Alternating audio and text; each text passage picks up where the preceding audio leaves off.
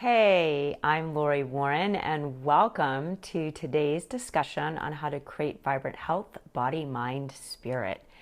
And our topic du jour is about meeting people where they are.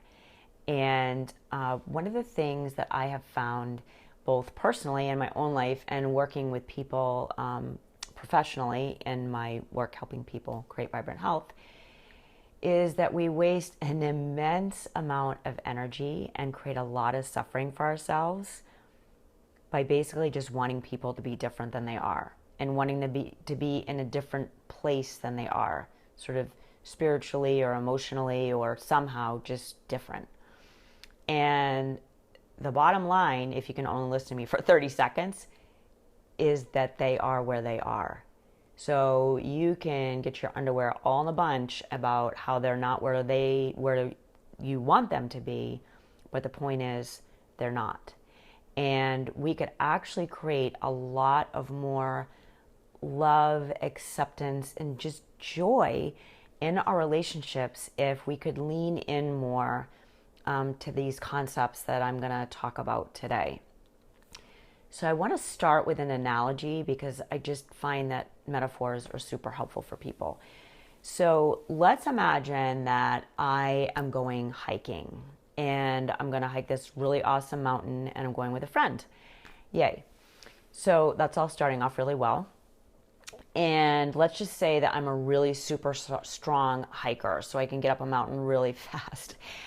It's a story because that's not actually true, but let's just pretend it's true for the story because it makes me feel like Superwoman in the video.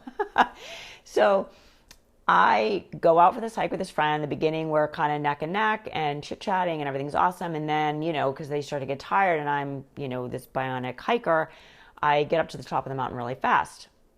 And I turn around and I want to share with them this awesome view and everything that I've seen and some of the cool animals I saw. And I want to have this great hike discussion, but they're not there. They're like halfway down the mountain because I went way ahead. And all it does is waste my energy and create a lot of suffering for myself by me wanting them to be in a different place than they are. Because the bottom line is, they're not. They're somewhere else down the mountain. So what would be more helpful is for me to just take a breath and say, oh, okay, well, they're not here yet. I'll share it with them when they get up here. Or if I'm really burning to share something, go back down. If I'm such a big, strong hiker, go back down, meet them where they are, and do the rest of the hike with them. The point is that you have to, in order to relate to people, you have to, it's a dance of each of you meeting each other exactly where you stand. And it's not helpful to spend a lot of energy wanting somebody to be different. And frankly, wanting yourself to be different because you are where you are as well. Isn't that profound? But seriously, so the other thing I want you to remember, not only are people where they are, but they have the toolbox they have. So my friend, whatever they have in their backpack is what they've got. So it's really awesome if I wish they had a blender that ran on battery in their backpack so that when we got to the top we could make a smoothie.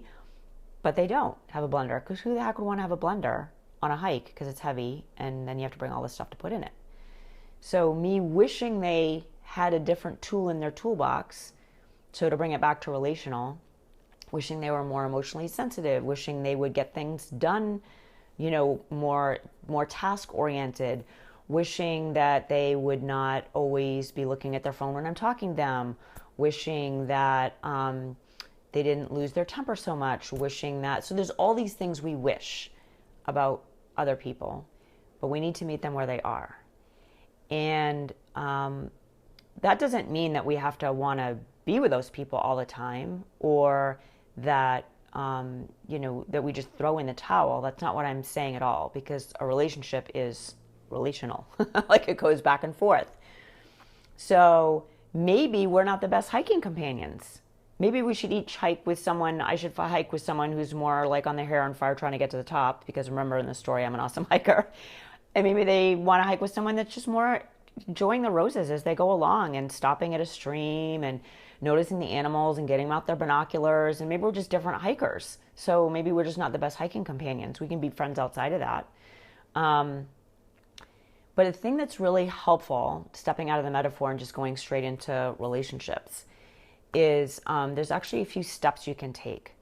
So in those moments where you're noticing that, so the first thing that happens is you find yourself feeling aggravated and you're creating suffering for yourself and wasting all that energy, wishing that somebody was in a different spot that they're in.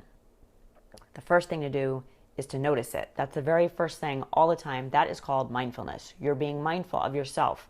As humans, we get to do that. If I was a coyote, I couldn't do that. I couldn't think about my own thoughts. Well, so the saying goes. Who knows what really coyotes really think? But anyways, as a human, I can think about my own thoughts, which is really cool. So I can think to myself, oh, there it is. I'm doing that thing again, which is where I'm really wanting my son to be different than he's being. So that's the first step. First, I'm just minding my thoughts, and I create a little space. So if you want information on creating space, check out another video blog I did a few weeks back on creating space. But so I create a little space. This is all step one.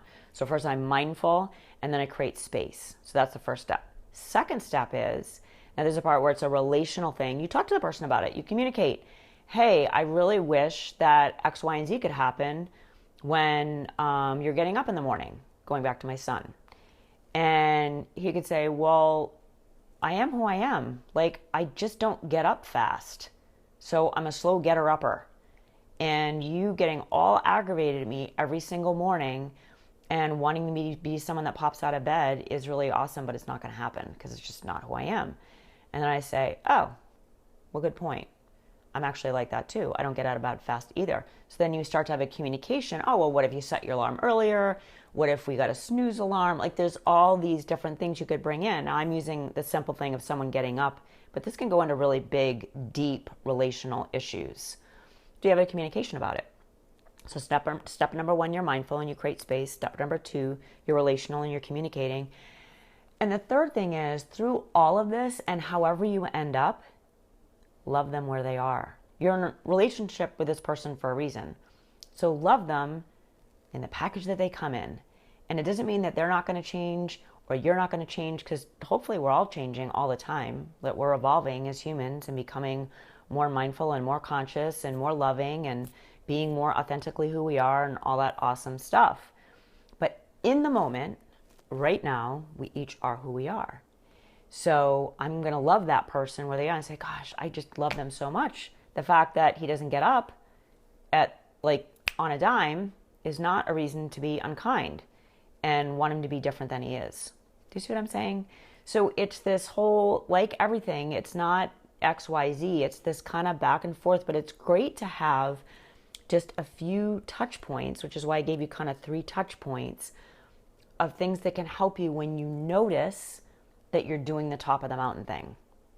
You notice that they're wishing they had some different skills in their backpack. They don't have them. They're not going to have them. They might have them in the future, but in the next 5 minutes, half an hour, 3 days, they're not going to have them. So again, make it a discussion, but all the time be mindful that we need to love people where they are and meet them where they are if we want to be in healthy relationships. So I hope that was helpful for you and helps you create better relations in your life. Very importantly, with yourself, because this, a lot of this, I'm talking about with the other person, but this also helps you chillax, man, and not get so worked up about wanting people to be different than they are and wanting to control them. You can't. So this helps you relax, have less stress, be happier, accept people more, accept yourself more. So this can ripple out into many, many aspects of your health and your relationships with people and with yourself. So I would love to hear what you thought about this. I love any and all input. You can pop that down below in the comment section and, communicate with each other. Someone could say, hey, I noticed this happens when I do that. Does anybody have any thoughts on that? Like if you have questions or thoughts, or this kind of thing really works for me, or whatever you want to contribute. Love, love, love the conversation. So please bring that on. And thanks for listening today. And I hope this helps you. And I want to encourage you today and every day to create vibrant health, body, mind, spirit. You can learn more about that over at lauriewarren.com if you're not already there in my blog. And again, you are worth it. Create vibrant health every day. Be mindful for your health every day. I encourage you to do that, and I very much appreciate you joining me in this video. I will see you next time.